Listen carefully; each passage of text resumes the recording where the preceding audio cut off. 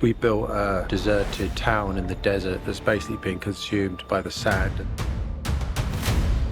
There was a very scorched look to it.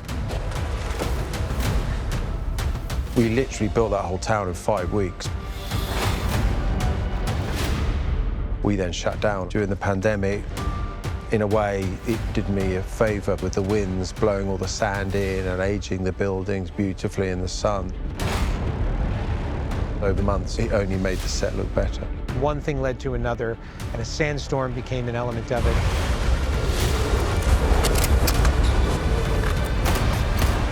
McHugh mentioned the dust storm in Abu Dhabi. First thing that sprung to mind was that I had this jet engine in the back of my workshop. 3, 2, 1, action!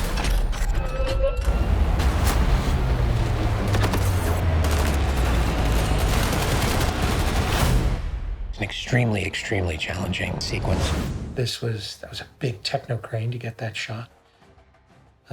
We had half a day to shoot all of this business out here. It was very challenging. Placing the bike in a way that it became foreground created energy. And watch Haley's expressions.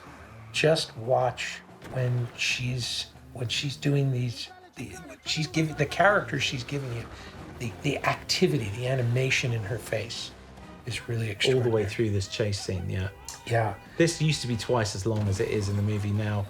This is awesome, the way we... There's a cut right there. There's a tiny dissolve to get from one take to another there. That's brilliant Eddie Hamilton editing. We loved her delivery in one scene and one shot. The impact in another. Yeah. And it actually looks like a oneer, and there's actually a dissolve in there. It's quite spectacular. I remember watching all these dailies and just... It was such fun to put all this together. This was, and the chaotic nature. Like, what's she doing? The streets of Venice, or of Rome rather, the streets of Rome, the cobblestones, everything's uneven. It creates a really particular energy to the camera, and what you're seeing is Rome is really participating in the camera work here. You wouldn't get quite the same energy. The most fearsome killing machine ever devised by man. And so here is the original shoot of the Sevastopol. And you can see here shots that we reshot and picked up either because we wanted to change the lighting, we wanted to see things a little better, or in the case of shots like these, much longer shots that were meant to establish the geography of the submarine, which is all very, very important to our story. But it's not as important in Dead Reckoning Part 1 as it is in Dead Reckoning Part 2, as you will see when you see the film. Captain on deck! In any case, it is our trust. And so a lot of these shots represent the hard work of a lot of really extraordinary people, and it seemed a shame that they should just end up in a vault somewhere. And all we seem to teach it is fear. Our power to see the enemy everywhere, except within ourselves.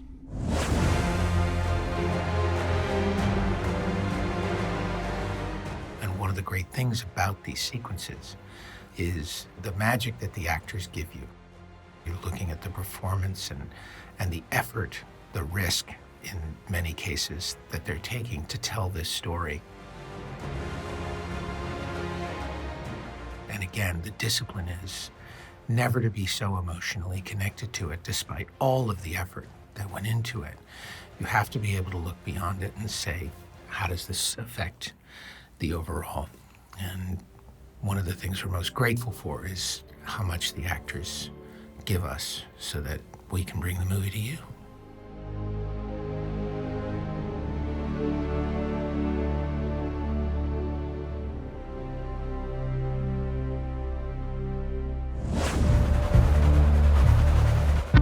Train sequence takes us on an adventure, and that's absolutely huge. Going 60 miles an hour through a real valley. We were given permission to use this railway line in Norway. We eventually found Rauma, which is this amazing valley. This railway line just cuts right through the middle of it all. It gave us a playground to operate in that was absolutely extraordinary.